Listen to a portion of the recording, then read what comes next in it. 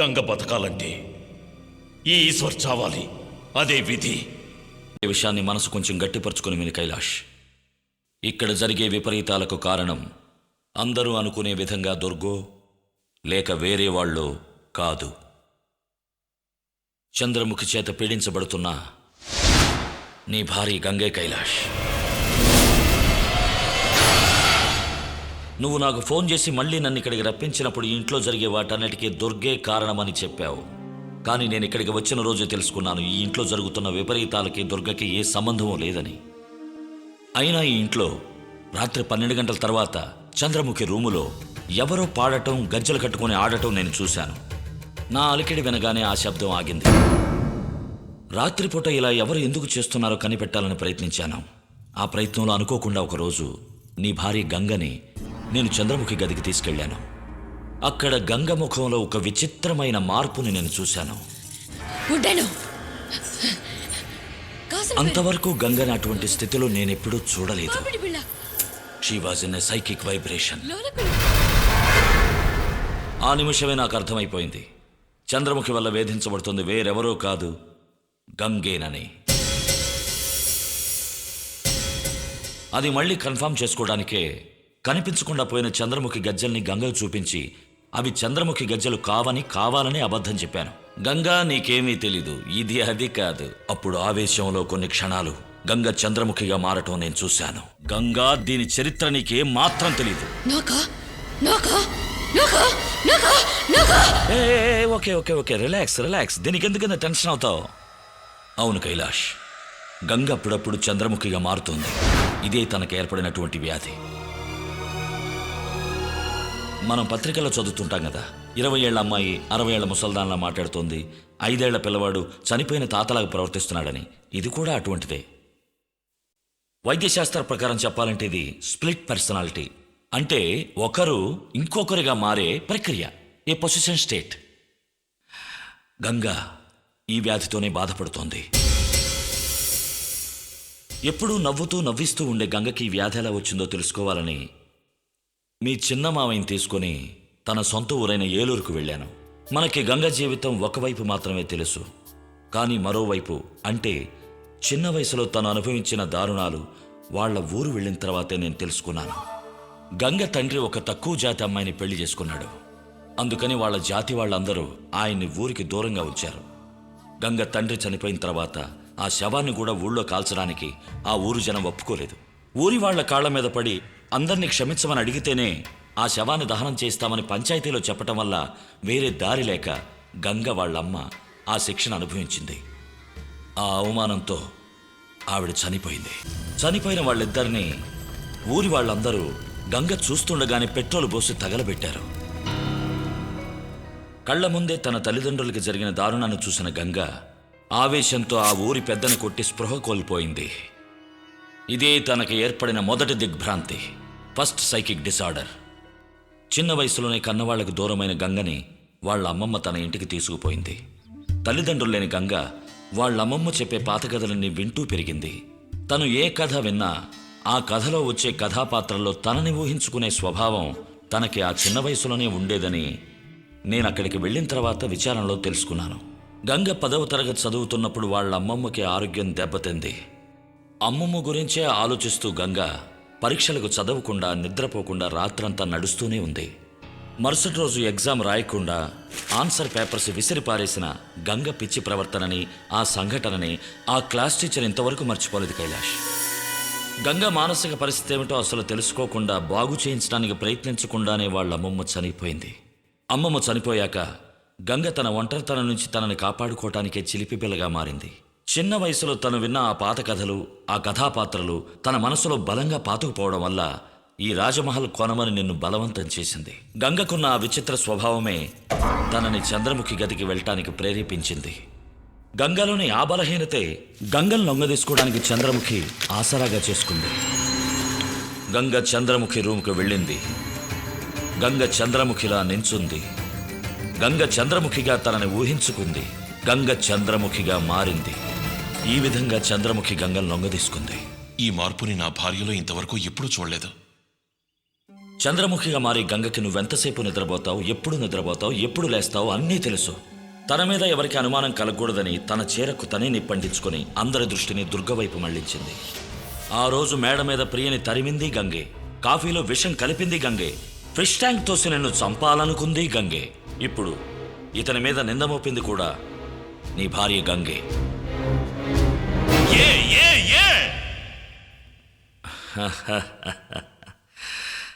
కైలాష్ గంగ చంద్రముఖిగా మారేప్పుడు తన ప్రియుడు గుణశేఖరే అని ఊహించుకునేది ఇప్పుడు అదే గుణశేఖర్ ఇంట్లో ఉంటున్న ఈ విశ్వనాథనే. ప్రియ ఈ విశ్వనాథని పెళ్లి చేసుకోకూడదనే ఆ రోజు ప్రియని చంపడానికి ప్రయత్నించింది. నిశ్చితార్థం పూర్తయిపోయాక ఇతని మీద బలాత్కారపు నింద మోపితే ఈ వివాహం ఆగుతుందన్న ఉద్దేశంతోనే నిన్న అలా ప్రవర్తించింది. సరే, నన్నెందుకు 2 సార్లు చంపాలని ప్రయత్నించింది? గంగ చంద్రముఖిగా మారినప్పుడు తన ప్రియుడు గుణశేఖరే అనుకుని ఈ విశ్వనాథుని దక్కించుకోవడానికి అడ్డుగా ఉన్నదెవరు? గంగ భర్తవైన నువ్వు. అందుకే నీ అడ్డు తొలగించుకోవాలని 2 సార్లు చంపాలని ప్రయత్నించింది. ఫిష్ ట్యాంక్ పడ్డ రోజు నీకేం జరిగిందోనని అందరూ కంగారు పడుతూ ఉంటే ఏ కంగారు లేకుండా ప్రశాంతంగా గంగ రావడం నేను చూశాను. ఆ సమయంలో గంగ చంద్రముఖిగా మారడం నేను గమనించాను. తనని మామూలు స్థితికి తీసుకురావాలని నేను గట్టిగా అరుస్తూ దుర్గను తీసుకుపోయి ఒక గదిలో ఉంచాను. గంగ గురించి జరిగిందంతా తనకు చెప్పాను. గంగకు బాగవుతుందంటే ఒకసారి కాదు 100 సార్లు కావాలన్న నింద మోయటానికి తాను సిద్ధంగా ఉన్నానని దుర్గ నాతో అంది. ఇది తెలుసుకున్న గంగ స్వతంత్రంగా సంతోషంగా తిరగడం మొదలుపెట్టింది. అసలు ఇదంతా ఆ చంద్రముఖి ఎందుకు చేస్తుందో తెలుసుకోవాలనే సిద్ధాంతి గారు పూజలో ఉండగా నేనే ఆ రాజుగారిగా చంద్రముఖి ముందు నించున్నాను. ఎప్పుడైతే రాజుగా తన ముందు నేను నించున్నానో పగతో ఉన్న ఆ చంద్రముఖి నేనే నిజమైన ఆ రాజునని పూర్తిగా నమ్మింది. వచ్చే దుర్గాష్టమి రోజున ఆ రాజుని చంపి పగ తీర్చుకోవడమే తన లక్ష్యమని తను నాతో చెప్పింది. చంద్రముఖి లక్ష్యం నెరవేరలేదంటే మన గంగ మనకెప్పటికీ దక్కదు. మై గాడ్, వచ్చే దుర్గాష్టమి నాడు తను చంపబోయేది ఎస్ తను ఆ వెంకటపతిరాజాగా అనుకుంటున్న నన్నే. చంద్రముఖి లక్ష్యం నెరవేరలేదు, తనని తానే అంతం చేసుకుంటుంది. అందువల్ల చనిపోయేది చంద్రముఖి కాదు, మన గంగ. ఈ పోరాటంలో నేను గంగను కాపాడుతానో లేక నన్ను నేనే కోల్పోతానో తెలీదు. ఇందులో మరో బాధాకరమైన విషయం ఏమిటంటే చంద్రముఖి అనే ఒక క్యారెక్టర్ తన శరీరంలోకి వచ్చి వెళుతున్నట్లు పాపం మన గంగకి తెలియదు. కైలాష్, కైలాష్, తలుపు తీయండి. బయట తలుపేసింది ఎవరు? అది దుర్గై ఉంటుంది. చూడండి, నా చీర ఎవరు చించేశారు. అది కూడా దుర్గ పనే ఉంటుంది. అవును, నిన్న డాన్స్ ఎలా ఉంది? నాకు గుర్తులేదు డాక్టర్, విపరీతంగా నిద్ర వచ్చేసింది. తర్వాత ఏమైందో నాకెలా తెలుస్తుంది? అరే విశ్వనాథ్, కాఫీ అది ఏమైనా ఇచ్చారా? వద్దు, పర్వాలేదు. ఇంటి కాబోయే అల్లుడికి కాఫీ ఇవ్వడానికి కూడా ఇంట్లో ఎవరు లేరు. ఉండండి, నేను తీసుకొస్తాను. ఇప్పుడు గంగకు జరిగిందేమీ తెలియదు, చూసావుగా. ఇదేం కర్మరా దేవుడా.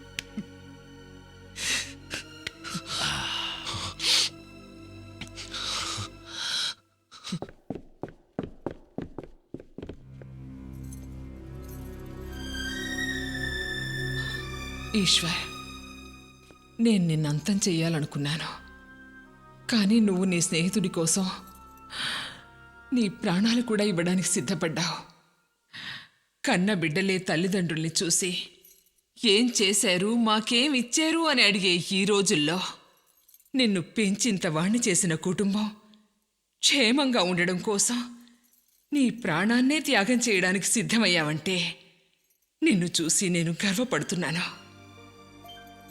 ఇంతవరకు ఎవరి ముందు తలవంచని ఈ అఖిలాండేశ్వరి మొట్టమొదటిసారిగా నీ ముందు తల వంచుతోంది. నన్ను క్షమించి ఈశ్వర్. 10 మాసాలు మోసి కనవలసిన బిడ్డని ఆ దేవుడు నాకు కనకుండానే ఇచ్చాడు. ఇటువంటి వాళ్ళకెంతో మందికి నయం చేశాను, కానీ ఇంత విచిత్రమైన కేసు నేనెప్పుడూ చూడలేదు. ఆ చంద్రముఖి బారి నుంచి మీ ప్రాణాలు ఎలా కాపాడుకుంటారో తలుచుకుంటేనే భయంగా ఉంది. గంగ నుంచి చంద్రముఖిని వేరు చేయటం మానసిక వైద్యుడిగా నాకు సాధ్యమైన పనే. కానీ ఆ చంద్రముఖిని పూర్తిగా తొలగించే శక్తి మీ మంత్రశాస్త్రానికే ఉంది. దయచేసి గంగ కోసం మీరు హోమం చేయండి. తప్పకుండా చేస్తాను.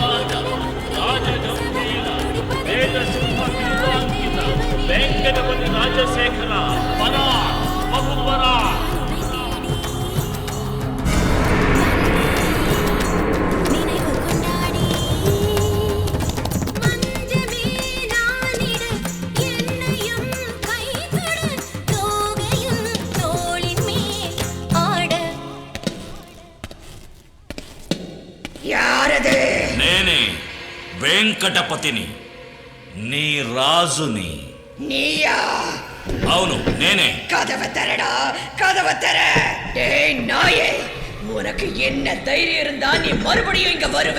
ఏయ్, చంద్రముఖి నీకేం కావాలి? எனக்கு நீதான் வேணும்டா. உன்னை சாகடிக்கணும். நீ சாகர வரைக்கும் நான் உன்னை விட மாட்டேன். అది నీ వల్ల కాని పని. முடியும்டா, நிச்சயமா என்னால் அது முடியும்.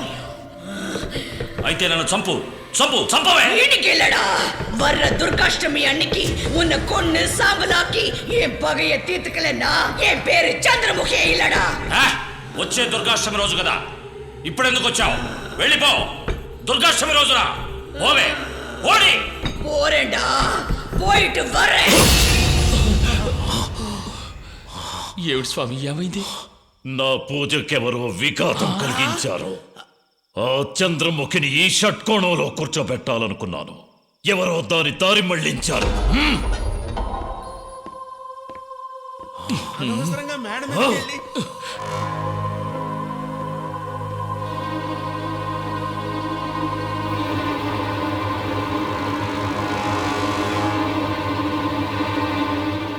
నువ్వేనా? అది నువ్వేనా? నువ్వు తప్పు చేశావు. లేదు, నీ మంచికే చేశాను. చూడవయ్యా డాక్టర్, నువ్వు మా నమ్మకాన్ని వమ్ము చేయాలని ప్రయత్నించుకో. ఇది మందు మగులకు నయమయ్యే రోగం కాదు, మంత్రశక్తికి లొంగే దెయ్యం, భూతం.